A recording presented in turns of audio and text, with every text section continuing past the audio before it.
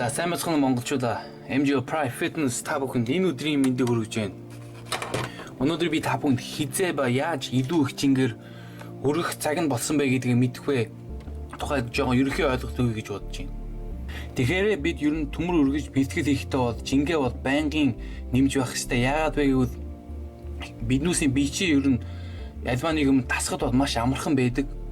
Тэгэхээр өөрөө яг нэг жингээрээ яг байнгын өргөөд байвал тэр бусдын чинь яг адилхан яг нэг хэвэндээ яг байнгын байгаад байна гэсэн үг шүү дээ.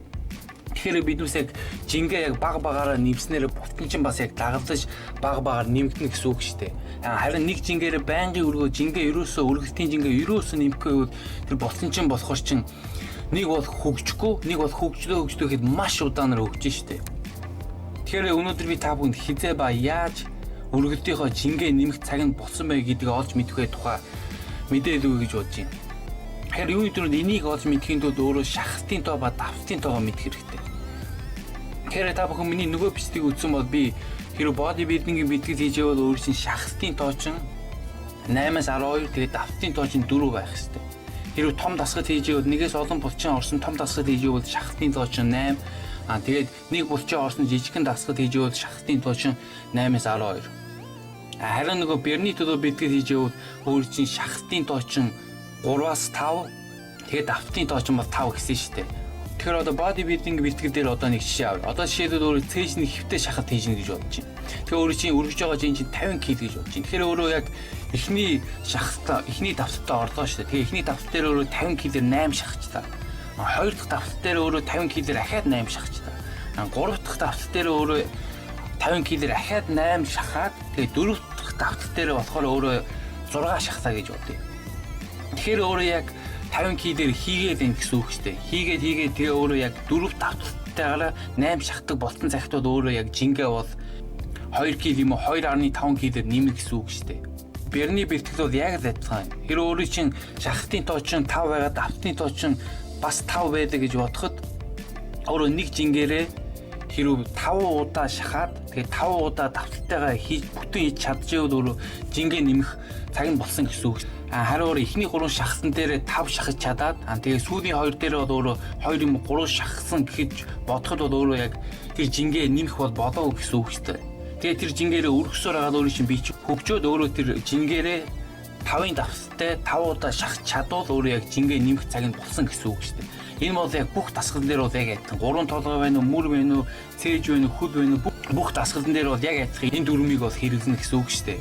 Тэгэхээр одоо би та бүхэнд нэг жишээ харуулъя дээ. Одоо би 45 кг-ээр одоо цээжний гантид налуу шахалт хийж байна. Тэгэхээр би одоо миний шахалтын тоо бол 8 тэгээд давталтын тоо бол 4 шүү дээ. Тэгэхээр би энэ 45 кг-ээр би налуу шахалтыг бол би 8-ын шахалтай 4 удаагийн давталтай хийцэн гэсэн үг шүү дээ. Тэгэхээр би жингээ нэмэх цаг нь бол болсон байна гэсэн үг шүү дээ. Өшөө хүн дээр өргөх цаг нь бол болсон байна гэсэн үг. Яагаад би энэ одоо илүү хүн дээр өргөөгөө гэвэл манай энэ одоо миний явж байгаа жим дотор 45 кг-ээс өшөө хүнд гантид бол байхгүй. Тэгэхээр би 45-ыг хэрэглэхээс өөр аргагүй гэсэн үг шүү дээ. Өшөө хүнд байхгүй учраас. Тэгэхээр би та бүхэнд өөр нэгэн бичлэгэн дээр хэрэв өөрийн чинь жимд хүнд гантид байхгүй бол та бүхэн яаж өөр аргаар хүн дээр өрөх боломжтой тухай би та бүхэнд хэдэн арга ба техник зааж өгнө. Тэгээ би гантидаар цээжний налуу шахалт хийсний дараа бол би цээжний гантидаар хөвтэй шахалт хийсэн.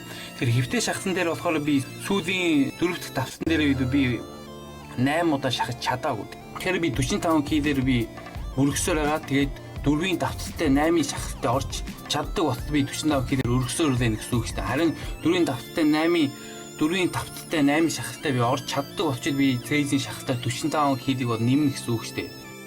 Та бүхэн жингээ нэмэхдээ 2 юм 2.5 кг-ээр ихэвчлэн жингээ нэмэл хамгийн тохиромжтой. Хит хүнд өргүүл яг үе мөччний гэмт авах бол магадлал хамаагүй өндөр байдаг. Яагаад гэвэл хүний бусдын шиг хүнд өргөлтөнд бол хурдан тасдаг. Харин үе мөччин болохоор маш удаан тасдаг. Тэгээ та бүхэн үе мөчөндөө хитрхи хурдан хүнд ачаад өгчхөөрөө өөрөө яг хөгшин болоход хэдэн жилийн дараа үе мөчний өвчтэй болно гэсэн. Үе мөчөө өвдөж ихнэ гэсэн үг үстэй. Хамгийн аюултай зүйл нь юу вэ гэвэл өөрөө яг дөнгөж ихлэхэд бол мэдэгдэг байхгүй яг та бүхэн дөнгөж ихлээд хүн дээр өргөж байгаа ш үе мөчм бол өвдөхгүй. Тэгвэл хэдэн жилийн дараа өөрөө чи хөгшин болох үед чинь яг тэр залуудаа яг үе мөчөө хайрлаагүй хайрлагүйн гайнууд гардаг. Тийм учраас та бүхэн үе мөчөө гамнаж болгоомжтой байхад маш чухал шүү дээ. За зоодоос өнөөдрийн бичлэгийг тэгээд үүгээр дуусгая. Та бүхэн тэгээд бичлэгийн санал ба асуух зүйлүүд чөлөөтэй асуугаарай. Тэгээд дараачийн бичлэгээр уулзтаа түр баяртай.